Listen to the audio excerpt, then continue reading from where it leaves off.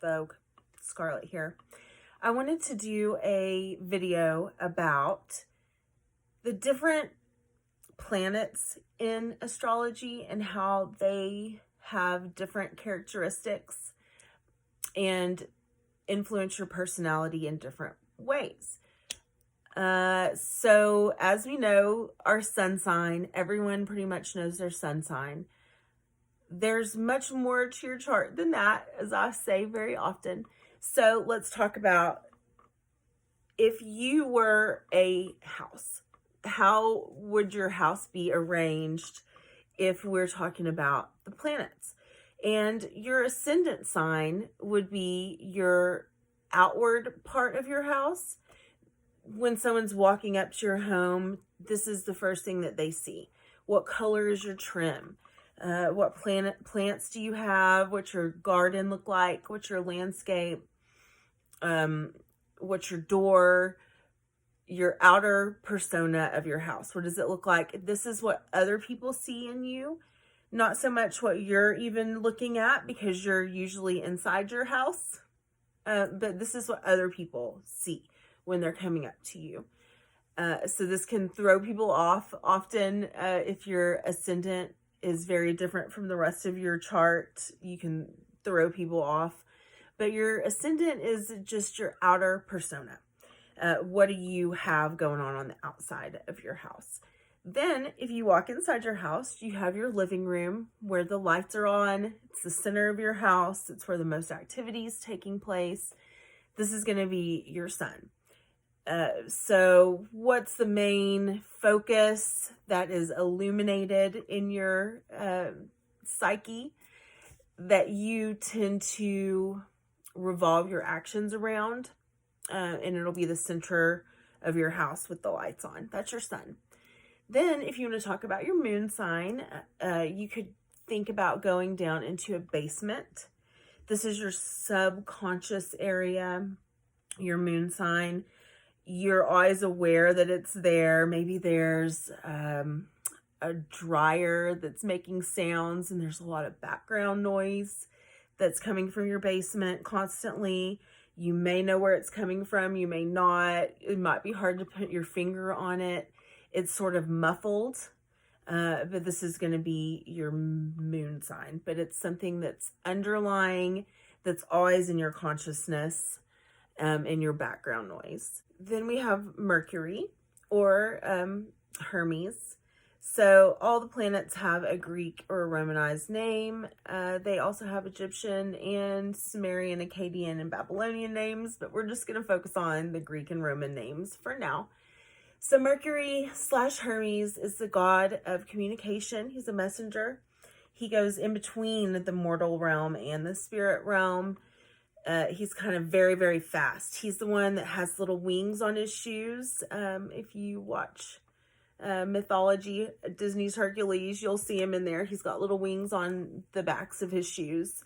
So this is Mercury. So this will be your office. So where you're sending your emails, your faxes, your phone calls, you're sitting there doing your intellectual work, your thoughts, you're paying bills. This is your communication. You're really calling people, talking on the phone, and using your emails. Your modem will be in your office. This is your room of communication. Then we'll go to Venus. Venus, Aphrodite, is the goddess of love and beauty. So this is going to be your bedroom. Venus will represent often your partnerships in your chart, not always romantic. Sometimes Venus will get conflated with sex, but really I'll talk about that in a second. Venus is more of a partnership, a romance. So your bedroom, where you have flowers, where you have romance, where your partner is. Mars. Mars is a warrior god. Mars and Aries are the same. Mars is the fire. So he's going to be the fireplace in your bedroom. He's the fire, the passion. Mars actually represents sex more so than Venus. I think people get that, misunderstand that some. So your passion, your drive, your fire is going to be your Mars. And This is going to be your oven. Where does it get heated? Your hot water heater. So this is just going to be the fire in your house, basically. Your furnace. Jupiter. You can think about Jupiter as your whole lot. So Jupiter is the sign of expansion. Wherever Jupiter is in a chart, I notice that where it is, because it will it'll expand the other planets around it, so it'll make them larger. This is a gaseous planet. You can think about your if you have gas in your house, this is your Jupiter, but I think about the whole lot. So think big when you think Jupiter. Saturn's going to be your walls. Saturn, think about the rings around Saturn. Saturn is very constrictive. Saturn will provide barriers and obstacles. If you run your foot into the wall, if you run your head into the wall like I do many times, this is your Saturn. This is your rigidness, your structure, and also you're going to learn from this restrictiveness of Saturn. The more times you run into a wall, the more you're going to learn from running into that wall. And then you're going to learn how to not run into walls. So it's actually a double-edged sword, Saturn. You can think of it as a very negative planet in many aspects, because it is sort of a planet of transformation and obstacles.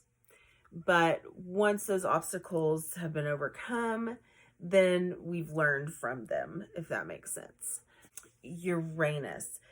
Think about Uranus as the hallway, because this is sudden changes. So you're going to change from one bedroom to the next bedroom suddenly, or this bedroom into the bathroom suddenly. This is a sudden change. So this is going to be a hallway where you can be going one direction and then suddenly change your mind and go into a different room. Sudden changes. Neptune. Neptune is your swimming pool. This is a watery, dreamy, even a bathtub. You have fantasies. You're caught in your own thoughts when you're here. Almost like a meditative, sort of dreamy, ethereal spot. And very watery is Neptune. Pluto is going to be everything you have buried. So the bulbs buried underneath the earth. Think about Pluto, Hades. They rule the underworld. So this is going to be, I'm very much into the death and resurrection of the spirit of vegetation, but the ancients thought of things as dying and rising in cycles, and this is going to be your seeds that are underground. This is going to be the death that also regenerates itself back into life. This Pluto is misunderstood in many ways. It's not necessarily, just like the death card in Tarot, this doesn't necessarily mean death and horror, as much as it means death and transformation, which is more of a rebirth. So anything that's under the ground in your house, your pipes, the roots that are going down underneath your house, and that sort of thing. And then if the roots, let's say, get into your septic system, God forbid, and you have a big, open, seeping, gaping wound in your yard or somewhere that's festering, this is your Chiron. So Chiron is your wounded healer. It's going to be a seeping open wound, one that you are constantly feeling the need to fix, but it's always there and you can't really figure out how to close your wound. But once you do, then you can be the greatest plumber ever and teach other people how to fix their pipes as well. And then we can talk about Lilith, and Lilith will be the closet of your bedroom that has maybe your sex toys hidden. This Lilith is a very sexual planet. She gets a bad rap. but I don't want to talk about that right now. But Lilith, she's going to be your subconscious, dark, sort of sexual desires, more so than Mars and Aries is like the action of sex, but Lilith is more like the subliminal passiveness.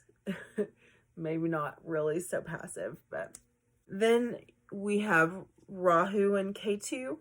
This is a Vedic concept. In Western astrology, we do study the northern node. This is going to be Rahu. This is a shadow planet. I'll explain more about this later because it's a deep concept, but this is going to be your eclipse point of the moon on the north side. So think about the front of your house, on the north part of your house that gets too much shade and you can't get anything to grow there. And so you're constantly trying to cultivate it and make something grow in this little shadow spot. It's a shadow planet. So I want you to think about the shadow on the north side of your house that you really want something to grow there. And so you're almost obsessively trying to make it grow. And then your K2 is going to be your south or your backyard or your south side shadow, which you totally neglected and you don't really care about at all. So they're antitheses of each other.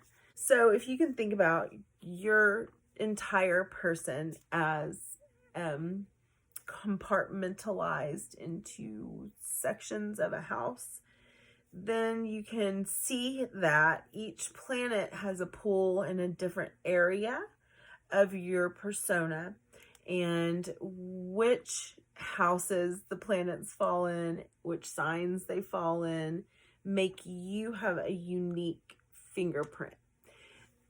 So as long as I've been doing this, I've been looking for other people that have my same ascendant, sun, and moon, and I can't find anyone. So every once in a while I'll find someone with, of course you see people with the same ascendant or the same sun or the same moon or whatever, but to find someone that has the exact same planetary lineup as you is very unique.